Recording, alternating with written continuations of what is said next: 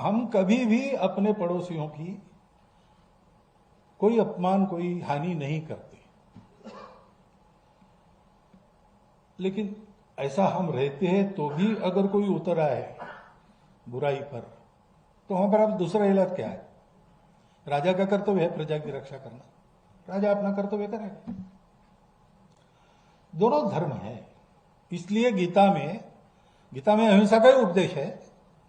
अहिंसा का उपदेश इसलिए किया कि अर्जुन लड़े और मारे, क्योंकि उस समय ऐसे लोग थे सामने कि अब उनके विकास का दूसरा इलाज नहीं था, तो सब बदल के उनको आना पड़ेगा फिर से। ये एक संतुलन रखने वाली भूमिका अपने यहां है, वो संतुलन हम भी भूल गए। ये संतुलन देने वाला धर्म है, धर्म की दृष्टि। नमस्कार दोस्तों नमस्कार। अभी जो मैंने आपको फुटेज दिखाई है मित्रों, वो श्री मोहन भागवत जी का वीडियो है, जो कि आरएसएस के प्रमुख हैं। आपने देखा वो बार बार कह रहे हैं, पिछले 2-3 वीडियो मैं ऐसे देख चुका हूं उनके, जो कि वायरल हो रहे हैं, और वो कंटिन्यू कह रहे हैं इस बात को कि अब समय आ गया है कि जो हमारा पड़ोसी मुल्क है, वो जो कि अपनी गंदी हरकतों से बाज नहीं आ रहा है, उसको सबक सिखाने का ये बिल्कुल राइट टाइम है। वो भी इसी बात को कह रहे हैं। उन्होंने भगवान श्री कृष्ण का उसमें उद्बोधन दिया कि भगवान श्री कृष्ण ने किस तरह से अर्जुन को गांधी उठाने के लिए कम से कम 700 श्लोक श्रीमद् भगवत गीता के अंदर दिए, जिसके बाद मतलब उनको देने पड़े, भगवान को स्वयं आना पड़ा, क्योंकि दुनिया में 2 चीजें चलती हैं इस जगत में, एक अधर्म होता है, एक धर्म होता है। तो जो लोग धर्म के साथ खड़े हैं उनके साथ हमेशा ईश्वर होते हैं। ईश्वर इसीलिए समय समय पर अवतार लेते हैं। तो अर्जुन कौन है? अर्जुन है इस समय वर्तमान में जो नरेंद्र मोदी की सरकार है, वो अर्जुन है, और पूरा भारत जो हिंदू भारत है वो इस समय अर्जुन की भूमिका में है।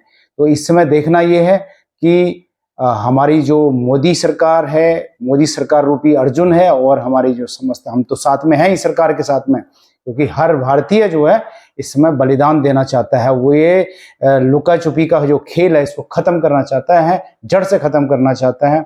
हम शहादत देने के लिए तैयार हैं, हम बम खाने के लिए भी तैयार हैं, लेकिन बम डालने के लिए भी तैयार हैं। तो मोदी सरकार, जो अर्जुन रूपी मोदी सरकार, उनसे यही दरख्वास्त है, उनसे यही निवेदन है कि वो आम जनता की बात को सुने और इस पे विवेचन करें और आगे कठोर से कठोरतम कार्यवाही करने में पीछे न हटें। तो उन्होंने कहा भी है श्रीमद् भगवत गीता में, यदा यदा हि धर्मस्य ग्लानिर्भवति भारत अभ्युत्थानम हि धर्मस्य तदात्मानं सृजाम्यहम्। जब जब धर्म की हानि होगी मैं इस धरती पर जन्म देता रहूंगा। लेकिन सवाल ये है कि जिस प्रकार से सामान्यतः भगवान डायरेक्टली इन्वॉल्व नहीं होते हैं, मनुष्यों के द्वारा ही या जीव जंतुओं के द्वारा ही क्रियाकलाप करवाते हैं, उसी प्रकार से हमारे पास इसकी बागडोर है कि अगर अधर्म हावी हो रहा है धर्म के ऊपर, धर्म का नाश हो रहा है, तो मनुष्यों के द्वारा, यानी कि हम जो जितने अर्जुन रूपी भारतीय हैं, सनातनी हैं, उनका ये कर्तव्य बन जाता है कि हम उसका प्रतिकार करें, जो भी हमारे ऊपर अत्याचार हो रहा है। अभी पहलगाम में, कश्मीर में जो ये दर्दनाक हादसा हुआ, ये कोई पहली बार नहीं हो रहा है। जो पिछले जो अभी 27-28 हमारे नागरिक मारे गए हैं, ये पहली बार नहीं मारे जा रहे हैं। इससे पहले भी पुलवामा में भी ये अटैक इस तरह का हो चुका है, उससे पहले भी कई अटैक भारत में हो चुके हैं। समय समय पर हमारे जो सबसे बड़ा शत्रु है पाकिस्तान, उसने चाहे वो आज़ादी के तुरंत बाद 1947 के बाद जो युद्ध हुआ था, उसके तुरंत बाद जो है पाकिस्तान ने भारत के ऊपर अटैक किया था। वहां से लेके 1965 का युद्ध है भारत पाकिस्तान का, उसके बाद 1971 का युद्ध है भारत पाकिस्तान का, उसके बाद 1999 में कारगिल वार हुआ था। तो कंटिन्यू, और इसके अलावा जो छुटपुट घटनाएं होती हैं, कश्मीर में कि कभी हमारे आर्मी के जवानों को मार दिया जाता है, कभी आम जनमानस को जो टूरिस्ट के रूप में वहाँ पे घूमने जाते हैं उनको मार दिया जाता है, और इस तरह की घटनाएं अक्सर होती रहती हैं। लेकिन आखिर भगवान का भी ये कहना था, जब शिशुपाल का वध किया गया तो भगवान ने शिशुपाल को समय दिया कि तेरे को 100 गाली तक माफ है, 100 गाली के बाद तेरे पाप का घड़ा भर जाएगा और मैं तुझे खत्म कर दूंगा, तेरा विनाश कर दूंगा। लेकिन शिशुपाल नहीं माना। शिशुपाल कंटिन्यू उनको गाली देता रहा, और 99 गाली जब उनकी उसने दे दी, उसके बाद फिर उनको चेताया गया भगवान के द्वारा कि अभी भी संभल जा। तो वो नहीं संभला, और उसके बाद फाइनली भगवान को सुदर्शन चक्र उठाना पड़ा और उसका वध करना पड़ा। सेम उसी प्रकार की सिचुएशन भारत और पाकिस्तान की है दोस्तों। तो इस वक्त जो भी इस समय भारतवर्ष में जो वर्तमान परिदृश्य चल रहा है वो बहुत ही, मैं समझता हूँ कि मार्मिक भी है, और सामरिक दृष्टि से बहुत इंपॉर्टेंट भी है भारतीयों के लिए, और सनातनियों का अपना बदला लेने के लिए इससे बेहतर समय नहीं होगा। दोस्तों, हम अक्सर सुनते आए हैं, पिछले कई वर्षों से कई सरकारें रही हैं। जब कारगिल वार हुआ था 1999 में, उस वक्त भी जो हालात थे उसमें हिंदू खासकर ये मांग कर रहा था कि हम अगर मरने के लिए शहादतें देने के लिए तैयार हैं, और हमारी आर्मी शहादत देने के लिए तैयार है, आम नागरिक भी कह रहा है कि हमें भी, आप अगर सेना कम पड़ती है तो हम भी, जिस भी एज के हैं, जिस भी आयु सीमा के, हम बॉर्डर पे शहादत देने के लिए तैयार हैं, हम दुश्मन का मुंह तोड़ जवाब देने के लिए तैयार हैं। तो फिर सरकारें वो क्यों नहीं कर रही हैं जो आम जनता चाहती है? मतलब हम अपने आप को कब तक रोके रहेंगे, और कब तक हम ये बायलैटरल जो ये टॉक होती है उस पे वहीं तक सीमित रहेंगे? ये मुझे बिल्कुल समझ में नहीं आता है। जो भी अभी कश्मीर में ये जो हुआ है वो एक पहली घटना नहीं है दोस्तों। अलीगढ़ मुस्लिम यूनिवर्सिटी के जो संस्थापक थे सर सैयद अहमद खान, उन्होंने एक बात उस समय कही थी कई वर्षों पहले कि मुस्लिम और हिंदू साथ साथ नहीं रह सकते। या ये यूं कह लो कि मुसलमान किसी भी और धर्म संप्रदाय का जो व्यक्ति है उसके साथ नहीं रह सकता, ऐसा उनका ट्रेडिशन है। वही बात पाकिस्तान आर्मी के जो प्रमुख हैं मुनीर साहब, वो भी यही बात कह रहे हैं। और ये बात हम कितना भी इस चीज से दूर भागने की कोशिश करें, या इस चीज को झुटलाते रहें कि नहीं ऐसा नहीं है, भाईचारा है हम सब लोगों में, हम तो सबका सद्भाव करते हैं, सर्वधर्म सद्भाव की संस्कृति, वो हमारी संस्कृति है। एक्चुअल में वो हिंदुओं की संस्कृति है, सनातनियों की संस्कृति है कि हम लोगों के ऊपर कभी अटैक नहीं करते। भारत ने कभी किसी स्टेट पे कभी अटैक नहीं किया, बाहरी देशों पर। जिसने किया भारत पर ही आक्रमण किए, तो हमारी ये संस्कृति रही है। लेकिन जब जब कोई दोस्त के रूप में आता है और उसके बाद हमारी पीठ में छुरा भोगेगा, तो उसका प्रतिकार करना, उसका दमन करना, उसका विनाश करना हमारा कर्तव्य बन जाता है। तो वही बात इस वक्त है। मैं ये भी नहीं कहता हूं कि हमें तुरंत जो है बम्बार्डमेंट कर देना चाहिए या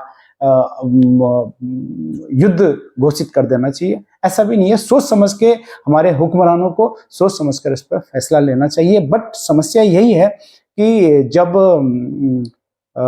पानी सर के ऊपर से निकल गया है तो उसका आखिर उसको किस तरह से ठिकाने लगाया जाए, उसको किस तरह से उसका प्रतिकार किया जाए। तो जिस तरह से भी मोदी सरकार ने इंडस वाटर ट्रीटी को ध्वस्त कर दिया, जो कि 1960 में नेहरू के द्वारा जो बनाई गई थी पाकिस्तान और हिंदुस्तान के बीच में, तो अगर आप वहां से भी अगर आप देखते हैं दोस्तों, तो ये जो इंडस वाटर ट्रीटी है इसमें बहुत बड़ा झोल है। इतना बड़ा झोल है दोस्तों कि अगर भारत वाकई स्पष्ट रूप से इस नीति का बहिष्कार कर दे और इसको वाकई खत्म कर दें, तो मैं कहता हूं कि इससे बड़ी मार जो है पाकिस्तान के ऊपर कोई दूसरी नहीं हो सकती। हमें युद्ध करने की भी आवश्यकता नहीं है। हमें सिर्फ 1960 की जो ये ट्रीटी है इसमें बदलाव करने हैं और इसको बिल्कुल खत्म कर देना है। आपको मैं छोटी सी बात बताता हूँ, मैं एक वीडियो देख रहा था किसी सज्जन का, उन्होंने बड़े अच्छे तरीके से बताया है कि 1960 की ट्रीटी में जब हुई थी तो इसमें जो 6 नदियां हैं पंजाब की, जिसमें झेलम है, रावी है और सतलज है, इस तरह की 6 नदियां हैं टोटल। जो 6 नदियों में से 3 नदियों का पानी भारत में आता है और जो 3 नदियां और हैं उन नदियों का पानी पाकिस्तान को दिया गया। तो जो पाकिस्तान को दिया गई जो नदियां, वो 3 नदियां पानी से भरपूर हैं। उनमें लगभग 70% वाटर पाकिस्तान उसका भोग करता है और जो 3 नदियां भारत में हैं उनका सिर्फ 30% वाटर ही भारत को उसका लाभ मिलता है। ठीक है, एक तो सबसे बड़ा झोल यहां पर है। दूसरा मैं जो देख रहा था कि भारत ने कहते हैं कि जब ये ट्रीटी की तो पाकिस्तान को बहुत पैसे दिए। ये कहा जाता है कि 1,25,000 मीट्रिक टन समथिंग कुछ करके है कि इतना सोना भारत ने पाकिस्तान को दिया। किस लिए दिया? कि वो जो नहर है, वो जो कैनाल बनाई जाएगी, उसमें जो खर्चा आएगा वो भारत ने उसको दिया। देखिए, वो देश अलग हो चुका है और उसके बाद किस तरह से भारत उसकी मदद करता रहा और ये कंटिन्यू चला कई सालों तक। जवाहरलाल नेहरू ने इसको 1960 से कई आगे वर्षों तक इसको कंटिन्यू रखा और उनको पैसा देने के बाद भी, उनको पानी देने के बाद भी वो हमको बम और गोला और गोली का शिकार बनाते रहे। समझ रहे हैं आप बात को? और 1965 का उन्होंने युद्ध भी दे दिया हमें और उस कैनाल के लिए पैसा भी भारत दे रहा है और युद्ध भी दे दिया। तो इस तरह का प्रपंच पाकिस्तान हमेशा भारत के साथ करता रहा है। ये कभी किसी के सगा नहीं हुआ और ना कभी होंगे, ये फैक्ट है। उसके बाद 1971 का युद्ध हो गया। 1971 के युद्ध में भी यही सब हुआ कि हम उनको पैसा देते रहे, उनकी हेल्प करते रहे, पानी वहां जाता रहा और हम बिना पानी के रहे। अरे आप देखिए, पंजाब पूरा सूखाग्रस्त क्षेत्र है, पूरा सूखा पड़ता है पंजाब में, राजस्थान तक में सूखा पड़ता है, हरियाणा तक में सूखा पड़ता है। भाई सूखा पड़ेगा ना, जब हमारा पानी है, जो पानी हमारे पास होना चाहिए था वो पानी तो आप पाकिस्तान को दे रहे हो, वो भी आप उसको पानी दे रहे हो जो आपका सबसे बड़ा दुश्मन है, जो आपको रोज दीमक की तरह आपको चाट रहा है, दीमक की तरह आपको खाने पे लगा हुआ, आपको नेस्ता नाबूद करना चाहता है।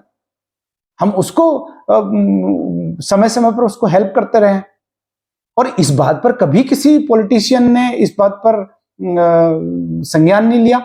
हाँ, नरेंद्र मोदी ने 2016 में कहते हैं उन्होंने ये बात कही थी कि खून और पानी एक साथ नहीं बह सकते, यानी कि आप हमारा खून बहाओगे और हम आपको पानी देते रहेंगे। तो उन्होंने उस समय ये डायरेक्शन इनडायरेक्टली दिया था, लेकिन उन्होंने भी इस पे कुछ नहीं किया। सरकार ने इसमें तब से लगा लिए, कितने साल हो गए, 8-9 साल हो गए, लेकिन अभी तक सरकार ने इसके ऊपर कोई स्ट्रॉन्ग डिसीजन नहीं लिया। अभी मुक्तेश्वरानंद शंकराचार्य जो अपने आप को कहते हैं तथाकथित, उनका एक बयान आया है कि भैया आपने ये जो ट्रीटी है, इंडस वाटर ट्रीटी, इसको बंद करके आपको मिलेगा क्या? क्या मतलब क्या उखड़ लोगे? बात भी सही है, क्योंकि वो जो नहरें आपको कैनाल जो बनानी पड़ेगी, अगर आपने वो पानी रोक भी दिया तो पानी को आप लेके कैसे जाओगे, कहाँ रखोगे, स्टोरेज कहाँ पे करोगे उसको?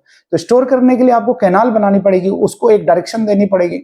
आपको पंजाब में पानी देना पड़ेगा, आपको गुजरात को पानी देना पड़ेगा, हरियाणा को पानी देना पड़ेगा, दिल्ली को पानी देना, तो उस तरह से डाइवर्जन करने में समय लगेगा। हमारे पास अभी उसको स्टोर करने का या इस तरह का डाइवर्जन करने का कोई हमारे पास कोई सोल्यूशन नहीं है। तो अचानक तो आप कुछ ऐसा कर नहीं सकते और ज्यादा पानी भी आप इतनी लिमिट तक रोक नहीं सकते कि आप पूरा पानी आप सोचोगे कि मैं 5 साल तक पानी रोक के बैठूंगा, नहीं। तो इस पे आपको काम करने की जरूरत है और इस पे ये सरकार ये बात जानती है, जितनी भी सरकारें, लेकिन उन्होंने जैसे हमेशा की तरह हिंदुओं का पप्पू बनाया, जैसे कि और विकास की जो बातें होती है उनमें पप्पू बनाती हैं, इसी तरह से ये सामरिक दृष्टि से इतना महत्वपूर्ण विषय है और उस विषय को इन्होंने हाशिए पे रखा हमेशा। अरे अगर आप इस विषय पर, इस सब्जेक्ट पे अगर आप काम करते, अगर ये सरकारें वाकई दिल से ध्यान देती, दिमाग से ध्यान देती, तो ये पाकिस्तान, मैं कहता हूं भूखमरी की हालत वो पैरों पे आ जाएगा, नीचे नाक रगड़ेगा वो। अगर आप सिर्फ इस ट्रीटी का अगर आप बंद कर रहे हो और इसका सॉल्यूशन अगर आप कंक्रीट निकाल देते हो और पानी बिल्कुल उनका बंद कर दिया जाए, तो उसके पास पानी नहीं है पीने के लिए, क्या खेती करेगा, क्या पानी पिएंगे, उनका सब सर्वनाश तय है। तो कहा यह भी जाता है कि बजाय डायरेक्ट युद्ध करने के अगर आप दिमाग से काम लेते हैं तो इसमें ज्यादा फायदा है। और साहिर साहब ने एक बात बिल्कुल सही कही थी कि जंग तो खुद एक मसला है, जंग क्या मसलों का हल देगी, आज खून और लाशें दे दी, कल भूख और एहतियात देगी। इसीलिए हे शरीफ लोगों, जंग टलती रहे तो बेहतर है, हमारे आपके घरों में समाज जलती रहे तो बेहतर है। बहुत बड़ी बात कही, और ऐसा होना भी चाहिए कि साम दाम दंड भेद की नीति को अपनाना चाहिए। सबसे पहले शांति से अगर कोई बात निपट जाती है तो उसको निपटाना चाहिए, अदरवाइज फिर दूसरी बात भी कही जाती है कि द्वंद कहां तक पाला जाए, युद्ध कहां तक टाला जाए, तू भी है राणा का वंशज, फेंक जहां तक भाला जाए, फेंक जहां तक भाला जाए। किसने कह दिया कि ये अचानक किया हुआ हमला है? भाई ये प्री प्लान हमला है। ये हमले ऐसे नहीं होते हैं कि आज ही कल उन्होंने प्लानिंग करी और आज अटैक कर दिया। और इस हमले के पीछे कोई भी हमला ऐसा नहीं हो जाता है कि बिना किसी की अंदरूनी विभीषण के बिना। जिस तरह से लंका को ढाने में विभीषण का हाथ था, उसी तरह से इस तरह के जो हमले होते हैं उसमें अंदर के ही किसी का हाथ होता है। इस तरह के विभीषणों की और मान सिंह जयचंद्र की कमी नहीं है। और ये जो वहां के लोकलाइट्स हैं, इन्होंने यही लोग उन पे मिले हुए थे जो कि पकड़े भी गए हैं, इसमें भी कोई दो राय नहीं है, आपको पता ही है। तो दोस्तों एक कोई मुस्लिम है, वो उसका एक वीडियो वायरल हो रहा है आजकल। उसने एक बात कही है, एक कुरान में एक सब्जेक्ट आता है, अल तकिया बोलते हैं उसे। अल तकिया का मतलब क्या होता है? अल तकिया का मतलब होता है कि जो काफिर हैं उनके बीच में इस तरह से घुल मिल जाओ, अपनी पहचान को गुप्त रखो। अगर गुप्त रहने का अगर आपको लगता है कि ऐसा करने से हमें लाभ होगा तो अपनी पहचान को गुप्त रख लो, या उनके बीच में इस तरह का भाईचारा बनाओ कि आप पर इतना विश्वास कर लें कि वाकई जो है आप तो जो है भैया भरत की तरह हो, आप तो हमारे दोस्त हो। लेकिन जो है आखिर में उनका जो मकसद है वो उन्होंने खंजर भोंकना ही है। तो बिना किसी की मिली भगत के ये सब काम नहीं हो सकता है। उधर दूसरी तरफ हमारा देखो, हम चारों तरफ से घिरे हुए हैं, और दूसरी तरफ वेस्ट बंगाल का बड़ा सेंसिटिव मुद्दा चल रहा है। वेस्ट बंगाल की हालत इतनी बुरी है कि वहां गांव के गांव खाली हो गए हैं, कई हिंदुओं को की हत्या कर दी गई है, माताएं बहनों की उनकी इज्जतें लूट ली गई हैं, और गांव के गांव जला दिए गए हैं। तो चारों तरफ से हम लोग इसमें घिरे हुए हैं, और हम फिर भी कह रहे हैं कि आपसी भाईचारे की बात कर रहे हैं। अरे कौन सा भाईचारा? भाईचारा वन साइडेड थोड़े ना होता है। जिस प्रकार से कोई लव होता है वो वन साइडेड नहीं होता। तो इसी प्रकार से अगर हमें इन चीजों को समझने की जरूरत है, और आम हिंदू को, सनातनी को इसमें बहुत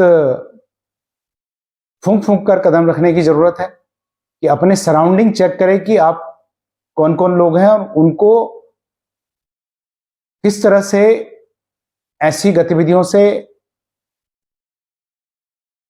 अलग रखना है, इस बात पर हमें ध्यान देना होगा। जय हिंद, जय भारत दोस्तों, वंदे मातरम।